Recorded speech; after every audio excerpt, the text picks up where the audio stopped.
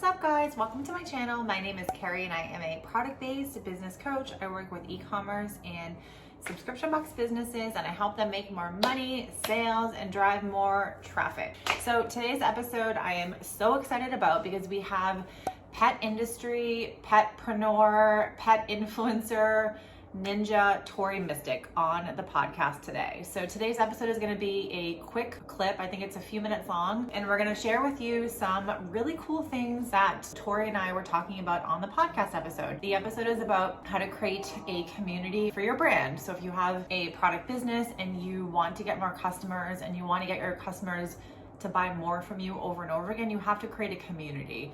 And so that's what we dive into on the podcast episode today. And we also talk about SEO and blogging and so many other awesome things. So if you have especially if you have a pet business, this episode is for you. Between my experience with the pet industry, Tori's experience, we have 10 plus years of knowledge for pet industry brands to learn from. So I highly encourage you to check out this episode, but you can learn more from this clip. And then if you haven't subscribed, please go ahead and tap that subscribe button below. And then if you listen to the podcast episode, drop a comment here and let me know what you liked about this episode and what you're going to implement in your business moving forward. All right, guys, I hope you enjoy. So the people who take my courses and are part of my membership and all this kind of stuff, usually I think what brings us together is that most of us are solopreneurs or maybe small businesses or doing it as a side gig.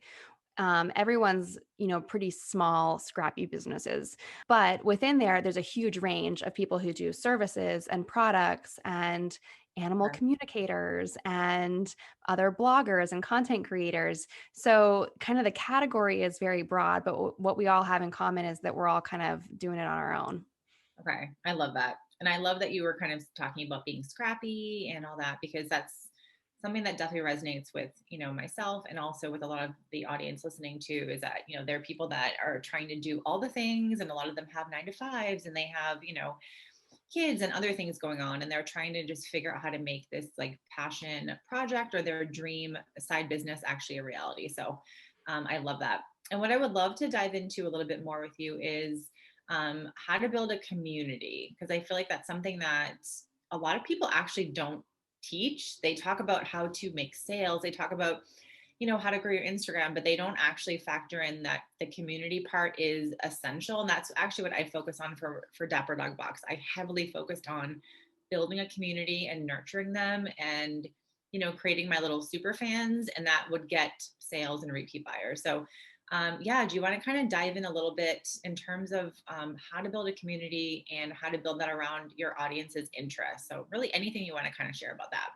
Yeah, sure. So I've been building an online community for like 8 years. I've had my blog for 8 years.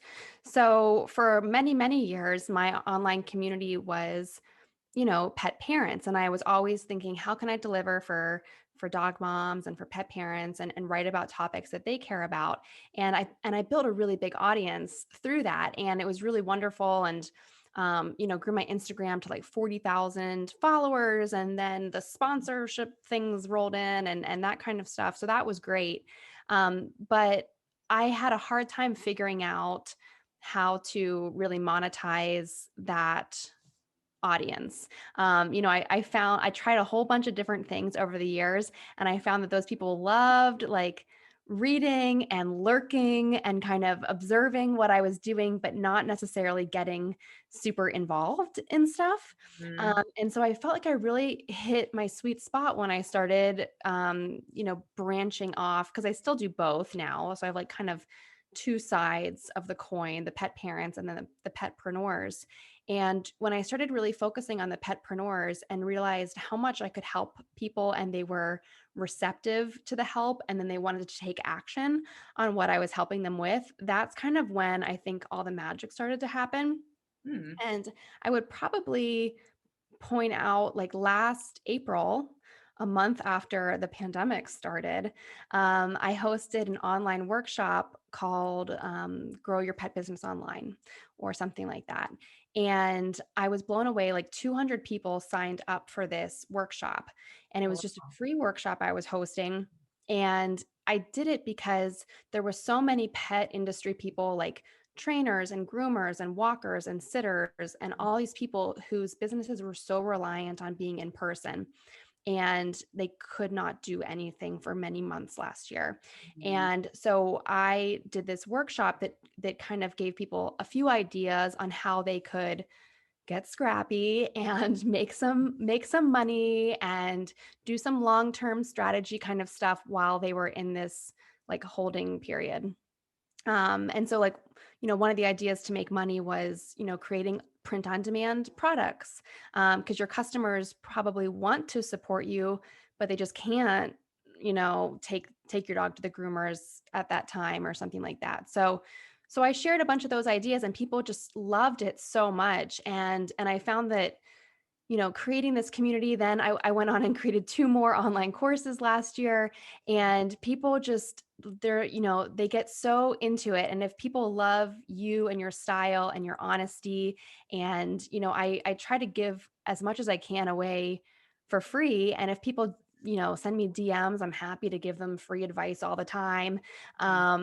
You don't have to give everything away for free, but you do have to kind of show people that you know what you're talking about, and be nice about it and friendly and approachable. I think some of the best compliments that I get is that, people think I'm really approachable and honest in the advice that I give them.